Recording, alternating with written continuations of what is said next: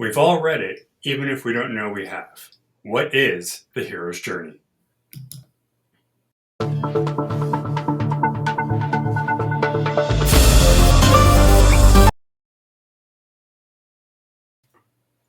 Howdy, everybody. My name is Rob. This is my mom, Karen. We are your hosts of Books, Banter, and Beyond, the show that talks all things books and more. Today, we're going to talk about one of the most popular, ideas, narrative structures. And even if you don't know what it is, you've read it because every author, no matter what they tell you, follows this pattern. So, invented by a man named Joseph Campbell, who many of us have probably studied in school, a mythologist, that is a thing, people who study myth, he wrote a book, The Hero with a Thousand Faces. In this book, he describes what this universal pattern is, and basically it goes through three stages of the story or of life that we're going to talk about too. Number one is the departure. That's usually where the character heads off after being told what their mission or what their task is. Mm-hmm. Number two, initiation. Usually they have to, battle something or find something, kind of prove themselves that they are the one to Right. solve, right? And the number three is the return. So after all of the work has been done, they go back home, or sometimes they continue on to the next journey, depending on the story. We've all read a story where even though the book ends, the characters, they might continue on Right. with their Right. adventure, Like right? yeah.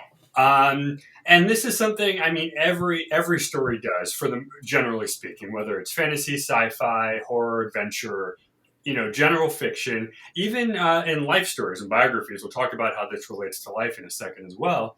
But it's really neat that such a simple idea can span so many different characters, whether we're talking, Harry Potter, Luke Skywalker. We're our own lives. It's sort of like personal development, right? I mean, this is kind of like that's why it relates. That's why we relate to it so much, because it is like what we do.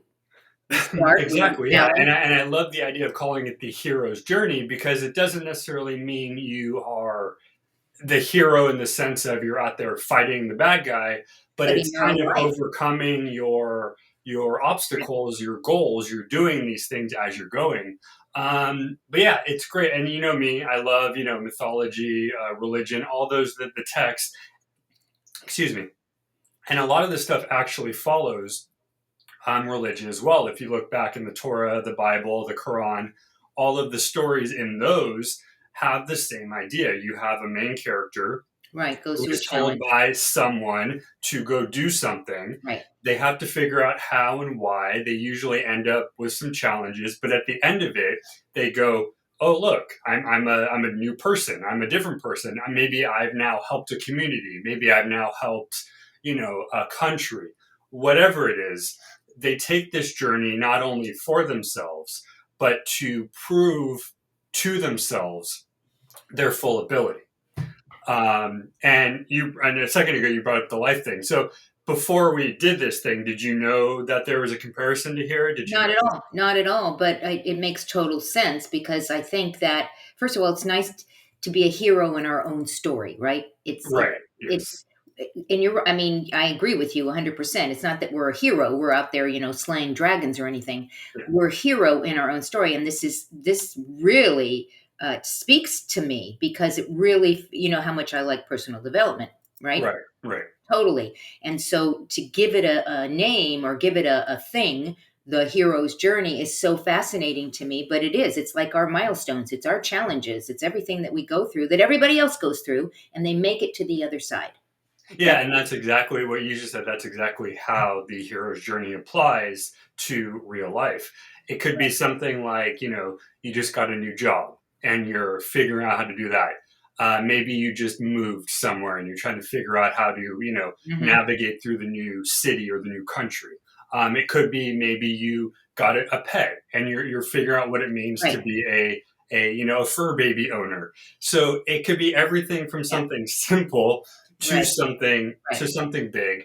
but that's exactly how the question applies. Is because I know that was one of the questions we had was how do you do that, and Right. you spot on. That's exactly what the answer is. So, are there stories that you can tell us right now that exemplify this whole hero's journey thing? Right as we were getting on, I was trying to think of things, but there really are.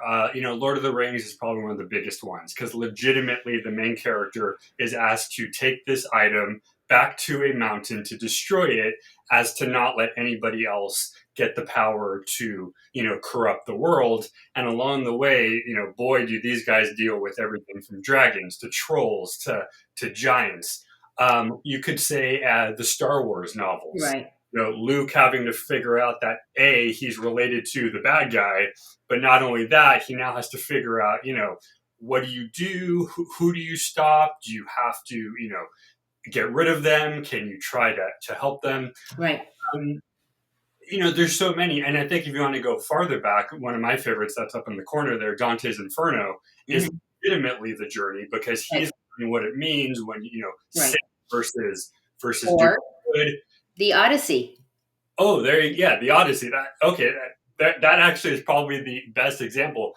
Not only is he physically going somewhere, but he literally, he realizes the Right. importance of his family, the Right. importance of his Right.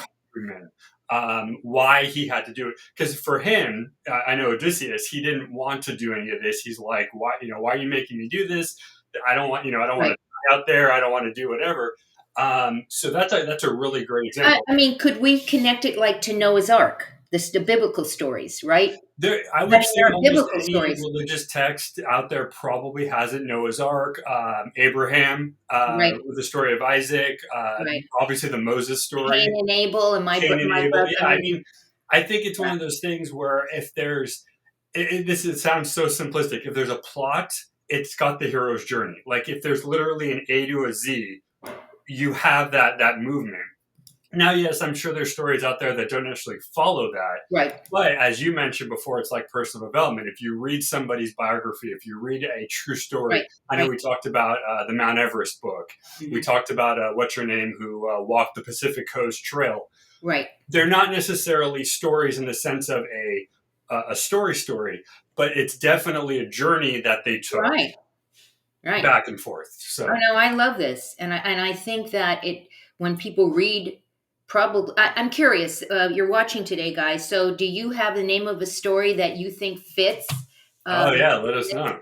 this hero's journey. Have you read something that you go, oh, that's what it was called? I mean, it was a great book, but now I know what the actual trope is. What that it's the journey, it's the hero's journey. I love this. I'm curious, guys. Let us know. Put it in the comments down below.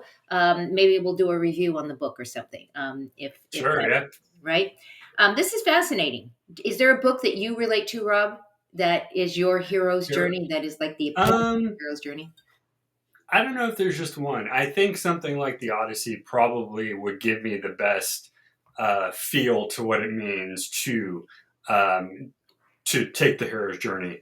Actually, one that I just thought of now that we talked about, The Alchemist, Hmm. when he kind of does that whole little journey through it and finds out what it means for self-enlightenment. That Hmm. actually is probably another great one too, because it's a young boy who's kind of just from a poor family who just takes this journey and Hmm. then finds out it wasn't the things he had, but it was who he was Right. as he went. So, and another fun fact too, guys, if you guys want to learn about Joseph Campbell, there's actually a museum that I think you can find online as well. We'll try to find the link. But this guy is amazing. He literally studied. I, Hmm. you can call him kind of philosopher in a way. He basically studied what it meant to be a person via literature, Right. and it's just amazing to me. So, I'm like thinking of books now. James and the Giant Peach.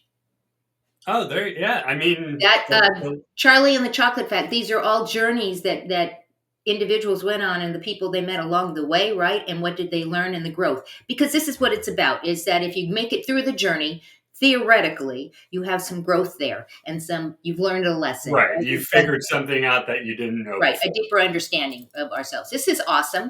Yeah. Don't forget to go check out the Next Chapter Bookstore.shop because you're going to find many books that are going to follow this hero's journey Oh yeah. aspect and other books as well. As always, Rob, this is always a blast to do this with you. Um, Thank you. we'll see Always you fun. next time on the next books, Banter and Beyond. Goodbye, everyone.